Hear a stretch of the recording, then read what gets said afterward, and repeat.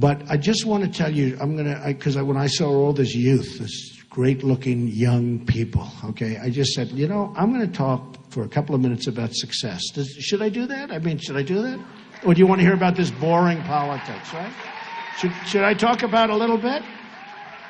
I'm given so much money to talk about success, and I give it to charities. But I love talking about success. Frankly, I like talking about success much more than politics, right?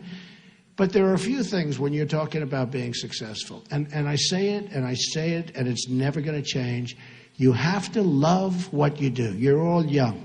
Ideally, you'll love something that's a good business. For instance, some businesses aren't good business. I won't name them, but they're tough businesses. Other businesses historically have been good businesses. You have to absolutely love what you do.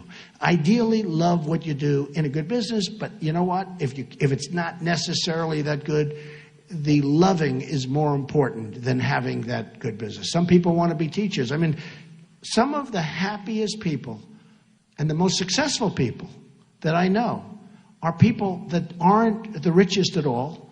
They don't make it all the most money. They're teachers. They're scientists. I know people that are scientists that are like, they can't wait to get to work. They can't wait. Policemen, you know, our police departments are, I think, terribly disrespected. I think they're not given the credit for the great job they do. I have to be honest with you.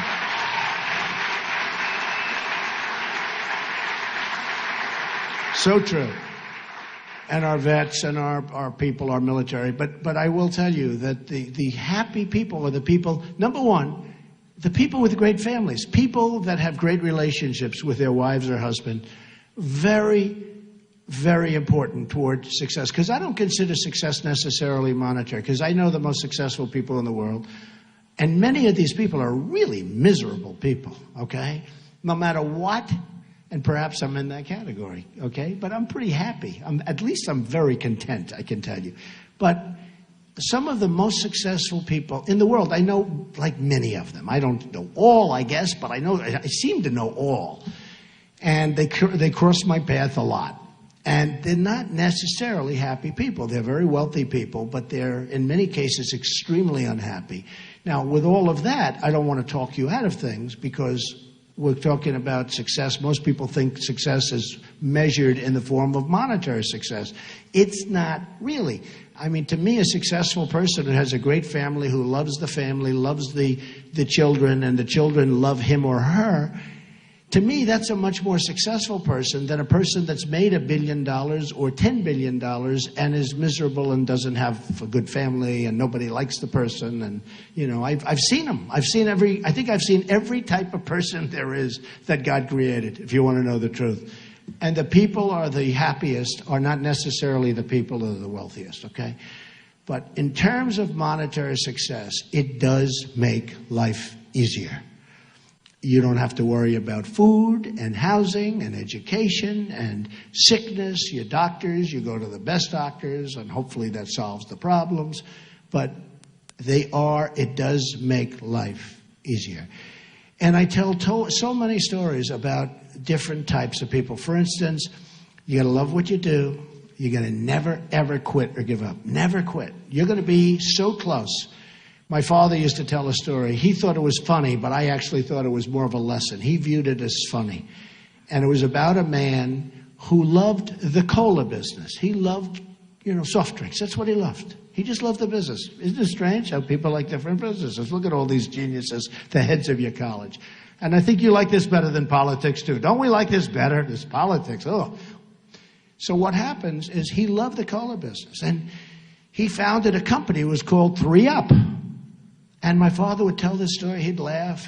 But I'd listen, and I'd say, I don't want to laugh. It's a lesson. And he found his company, 3-Up. And he was very proud, but the company wasn't making it. Didn't work, and he gave up, and it was just no good, and it went out of business. But he never wanted to quit. And he did another one. It was 4-Up. And he did 5-Up. And he did 6-Up, and they would all fail. And he just kept failing, and finally he gave up. And my father would say, if he only came up, if he just worked a little bit harder, just one more, he would have had 7-Up, and he would have been a tremendous success. And I laugh because I think of my father telling me that story. And we viewed it differently. And what I viewed it is not as comedy. I viewed it as never, ever give up. Just never give up. You can't. I view another word that you never hear when you're talking about success, and that's momentum. Some people, and you have to know about yourself. You have to know about momentum. Some people have a great momentum. It's even like me on the campaign trail.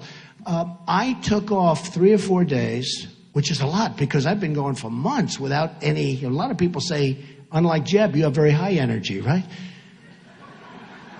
It's true. But you take 3 or 4 days off, and that first day or two back, it's like, you got to get going. You got to get going. It's almost like don't take any time off.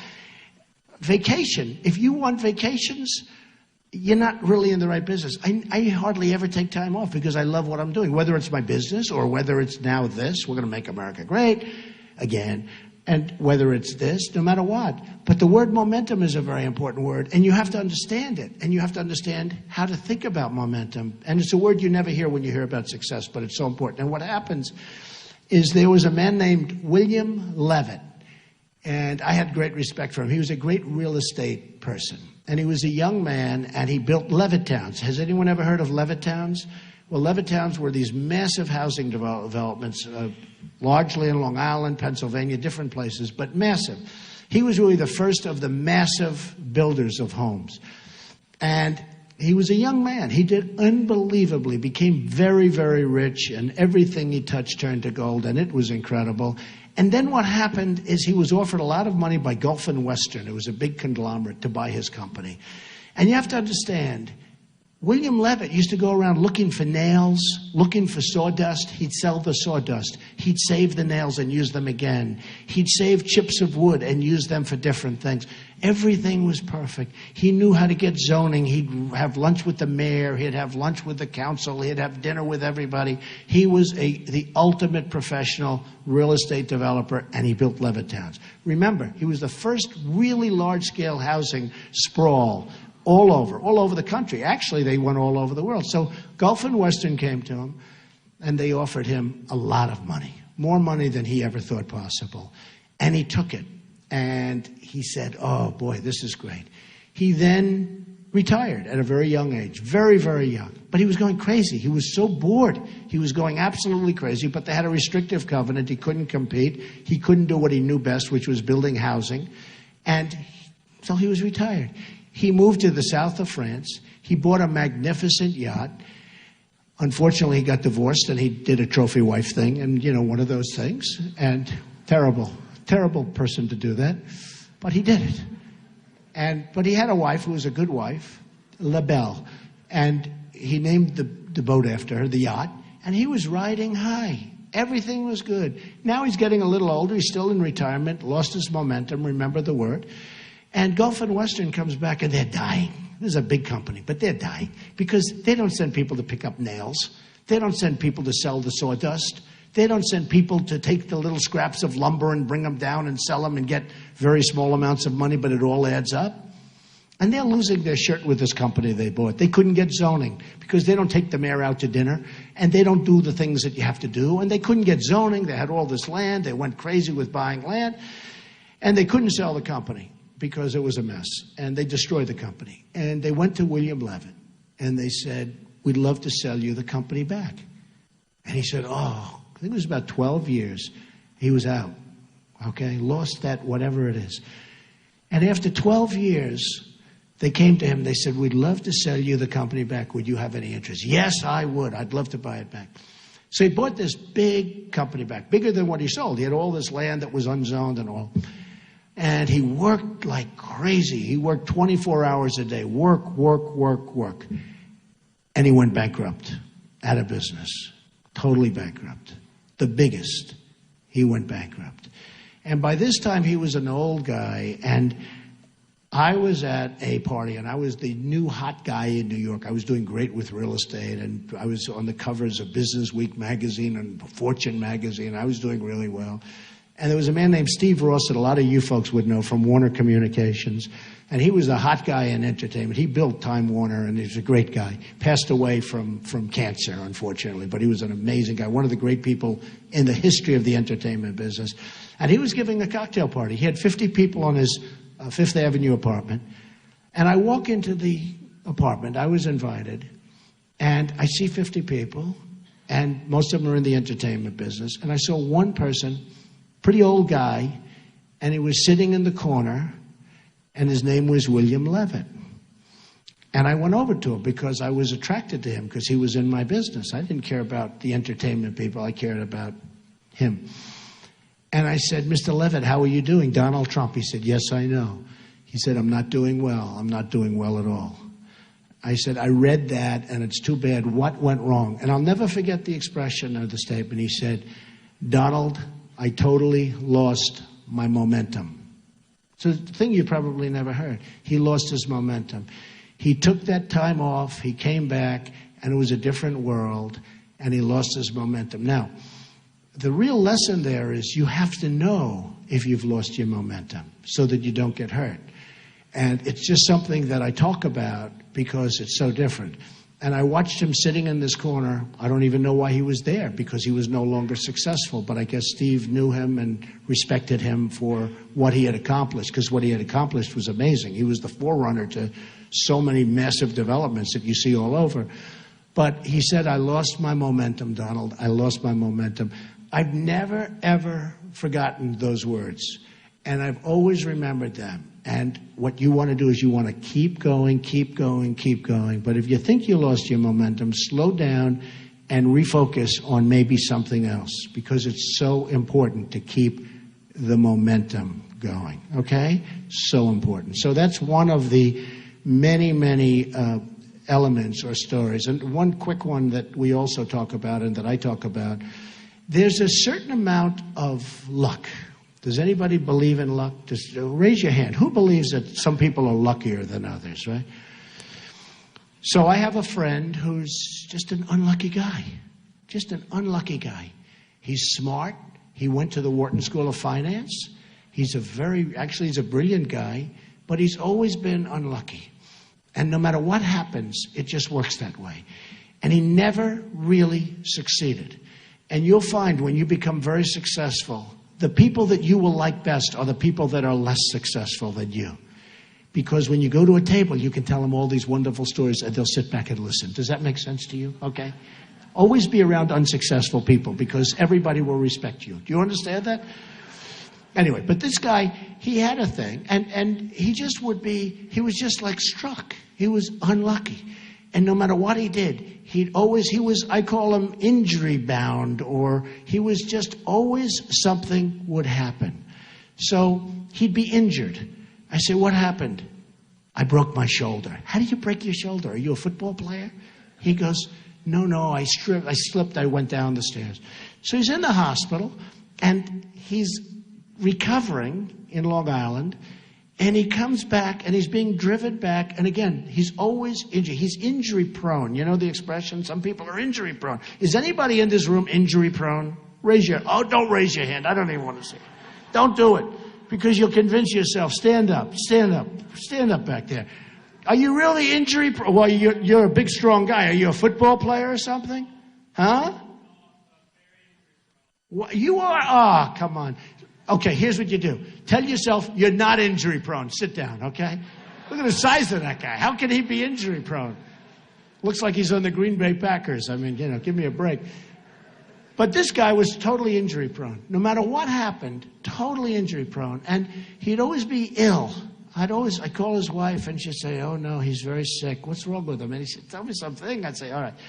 So he had a broken shoulder, and now he's coming home. Think of this. He's coming home from the hospital, and he's riding on the Long Island Expressway, which is the longest parking lot in the world, by the way. He's riding on because it's so crowded. He's riding on the Long Island Expressway, and an 18-wheeler hits the signs that say, to New York City, 10 miles, right? Knocks over a sign. Think of this. He didn't even get hit by the truck. He got hit by a sign. And I call up to make sure he's okay from the previous injury, and the wife says, no, we were taking him home, and what happened is a big truck hit the big sign, the big stanchion, and the sign came down on the road and it hit his car, and now he's really in trouble, and now he's back in the hospital. Well, just like that, there is a certain amount of luck. But the greatest story to me is Gary Player. Gary Player was a golfer, a great golfer, one of the great golfers of all time. And they used to say he's diminutive. He was small. He worked harder than any human being. He worked harder than any other golfer, but he was a small guy. But he hit it good, he hit it far, great golfer. Everybody's heard of Gary Player from South Africa. Still a great guy. He's always kept himself in shape. I saw him the other day, he's like 80 years old. He's phenomenal. He still looks like he did 20 years ago. But Gary Player worked hard. And he was the first time, maybe I've heard it again, but he was the one, the harder I work, the luckier I get. That was Gary Player. He worked so hard. And they'd say to him, he'd win the U.S. Open, and they say, where are you going tonight? I'm going to practice. I mean, he just won a tournament, and he's going to practice. And I have seen people that work really, really hard. They create to a certain extent, because I do believe there could be something with the whole luck thing. But there are people that work hard. Remember that expression, the harder I work, the luckier I get. The harder he worked, he got stronger, longer. He practiced putting, he practiced chipping. The guy was unbelievable. He won 18 majors, senior and regular. He won like 175 tournaments worldwide, which I think is the record. But he was a hard worker. And he used to say, they'd ask, how do you do this? How are you so successful? He says, well, you know, the harder I work, the luckier I get. And I just think it's a great thing for all of the young people out here and the older people. Hey, I'm still working just as hard. I think I work hard. I think I'm working harder in the last 8 months than I've ever worked before in my life. Believe me. But I enjoy it. You have to really work. The harder you work, remember, the harder you work, the luckier you get. So just remember those few little things. Momentum, love what you do. Always love what you do. Always. One final story on success, because I think it's a great thing. I have a friend who's a guy who was born to a very, very successful Wall Street baron. And the Wall Street baron is a vicious, ruthless, horrible human being, okay? You would not like him for dinner. You'd respect him, but you wouldn't like him. And most of the people in the room would know who he is. One of the big barons of Wall Street. Very, very smart, very vicious, very ruthless, more so than you'd ever see in a movie. You know, they can't make movies about guys like this. And he had a son who's a really nice guy. I have no idea how he produced this son. This son is the nicest human being. And the son was in the father's firm on Wall Street, and the firm is a massive firm. And he was unable to compete really with all the young guns in the firm. And the father sort of understood it, loved his son, but drove his son really terribly. And what happened is the son is at a club. He's a member of a country club out in Westchester. And they were doing a major, major renovation of the clubhouse and the greens and the golf course, a big, big renovation. And people sort of semi-felt sorry for him almost, and they put him in charge. And he was fantastic. He was there at 6 in the morning and 5 in the morning, and he wouldn't leave till 9 in the evening. And the job came in under budget, ahead of schedule. The job turned out to be 10 times better than anyone ever thought. And he was so happy. His wife called me. She said, he's like a new man. He's so, so happy. He's doing this, and he's so happy. But he doesn't want to leave the firm because he doesn't want to disappoint his father. I said, his father's already disappointed, just in case you have any questions. I said, he's got to get out of the firm. He's got to get out from those killers. And he wouldn't leave. And I met with him, and I met with him and his wife, and not so long ago. And I said, so what are you going to do? He said, I've got to stay with the firm. I said, you're making a huge mistake. 2 years later, he left the firm. He opened a construction company. He can never do what his father did, but he's so happy. He's doing nicely. He's happy. His family loves him again. They couldn't stand him. He was a miserable, unhappy guy. He could not compete. And he now goes around and renovates buildings and all. He's the happiest guy in the world. And in his own way, his father's too tough to say it, but in his own way, his father is proud of what the son is doing. So I only say, really, love what you do and remember those other little things I told you, okay? So that's enough of success. Do we agree? Do we agree? Is that okay, Mr. Instructors? Okay? I wanted to